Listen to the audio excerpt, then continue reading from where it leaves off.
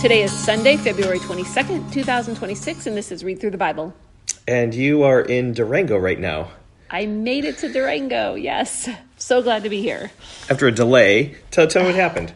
So I was supposed to fly out on Friday, and because of a long delay, I couldn't make my connection, so I changed my flight to Saturday morning. And so, flying in the morning is really nice because the planes haven't had a chance to get behind, and so everything was on time, and I was really worried about my bag, and my bag had made it to Denver on Friday night and then got stuck there. But my bag went ahead of me to Durango Saturday morning, and when I arrived, it was there waiting for me. And you opened up everything, and it was all there, right? Everything was in there, and I'm so thankful. Oh, good. Even you had you had Christmas presents and I had sourdough Christmas bread. Presents, and I had a bunch of baby clothes, and I had sourdough starter, and I even had my Bible. Wow. And it was just really hard to be separated from that. But thankfully, it's all okay. And I'm here. And you've seen our grandson. I've seen Shepherd, and he's adorable. And there's snow here, and I see the mountains right now as I'm recording this, so it's just beautiful. And we come to Psalm 88, which you have said. I have written in my Bible the darkest psalm, and I also have written that it's like Job. Okay. I remember a couple months ago I said Psalm 77 was like the deepest pit. Mm-hmm. Psalm 77 is really surrounded by a lot of dark psalms. But you said, no, I think Psalm 88 is. And boy, this I have here, this is like Job. Mm-hmm. There are a lot of phrases in here that kind of like Job. I'm forsaken. My life been born in trouble. You have turned against me. Your wrath is against me. And so this all speaks about just being in the doldrums and being down and dark.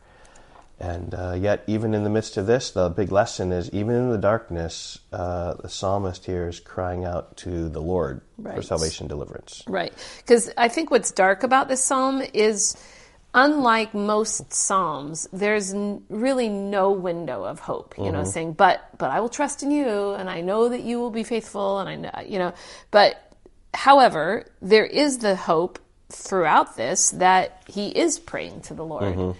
And he even has the faith to ask the Lord to hear him. And so he's not turned his back on the Lord completely. Yep. He's still crying to him. And I think, we were talking about this earlier. This is a little bit like what Solomon prayed in 2 Chronicles chapter 6. Yes. Right? Where he said, if these people in the future come to this temple and pray to the Lord because of distress that they're going through, please hear them. Yeah. And so this is just for all of you as well, just whatever. If your soul today is troubled, and if you're in hardship, and if you're in darkness, I just encourage you to follow what the psalmist did here and cry to the God of your salvation and just say, I'm crying to you. Let my prayer come to you. Answer me. Hear me. Hear me in my distress. Mm-hmm. Okay. Psalm 88. Right. The heading says, a psalm of the sons of Korah to the choir master, according to Mahalath Leonoth, a maskil of Heman the Ezrahite. Verse 1, O Lord, God of my salvation, I cry out day and night before you. Let my prayer come before you. Incline your ear to my cry. For my soul is full of troubles, and my life draws near to Sheol. I am counted among those who go down to the pit. I am a man who has no strength. Like one sent loose among the dead, like the slain that lie in the grave, like those whom you remember no more, for they are cut off from your hand. You have put me in the depths of the pit, in the dark regions, dark and deep. The darkest psalm. Deep, dark psalm. Your wrath lies heavy upon me, and you overwhelm me with all your waves. You have caused my companions to shun me. I think that's where it's like Job. Mm-hmm. You have made me a horror to them. I am shut in so that I cannot escape. My eye grows dim through sorrow. Every day I call upon you, O Lord. I spread out my hands to you. So just relentless calling upon the Lord.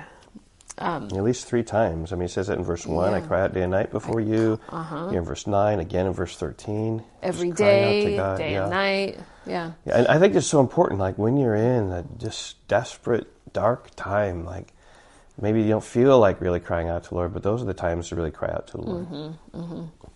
Do you work wonders for the dead? Do the departed rise up and praise you? Is your steadfast love declared in the grave, or your faithfulness in Abaddon? Are your wonders known in the darkness, or your righteousness in the land of forgetfulness? You know, I said this is like Job. I'm just looking down at the cross references, and just Job is a lot in these cross references. Yeah, it is. I just remember about your steadfast love declared in the grave. Like Job kind of says, basically, you die and you're done. Is kind of what Job's perspective is of things. Yeah. Again, here's a little window. Verse 13. But I, O Lord, cry to you. In the morning my prayer comes before you. O Lord, why do you cast my soul away? Why do you hide your face from me? Afflicted and close to death from my youth up, I suffer your terrors. I am helpless. Your wrath has swept over me. Your dreadful assaults destroy me. They surround me like a flood all day long. They close in on me together.